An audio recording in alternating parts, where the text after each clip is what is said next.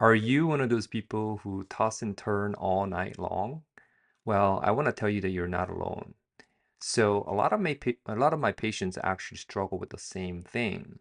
And the reason why people do that is because they have a lot on their mind, right? If you have a lot of things that are going on, who can fall asleep? So, in most cases of insomnia, at least 90%, it's due to a psychological reason. So here's what you do. I want you to think of it as this. You are literally going to dump and transfer all of those anxious worries and the thoughts, the problems, the to-do list that are going to come up in your bedtime onto a sheet of paper. Okay? So before you go into bed, take a sheet of paper, write them down. Whatever that you think might come up in bed. Okay? And what you do is this. You tell yourself, you see, I am taking all of these thoughts, all of these anxious thoughts and important things in my life. I'm putting them into a sheet of paper and I don't have to think about them in bed. I can think about them tomorrow morning.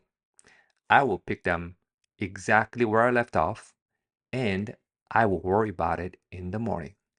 But tonight, I'm just gonna sleep. I'm not gonna think about these things. Okay?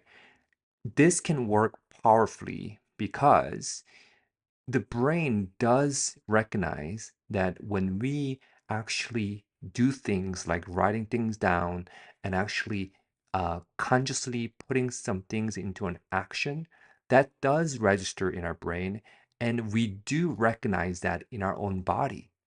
And so by doing so, you are consciously and you are actively putting them aside, right? And plus, not only that, you do know that you wrote these things down. And so some of the things that are important that you don't want to forget, you know that it's on that sheet of paper. So you can literally pick it up right where you left off in the morning.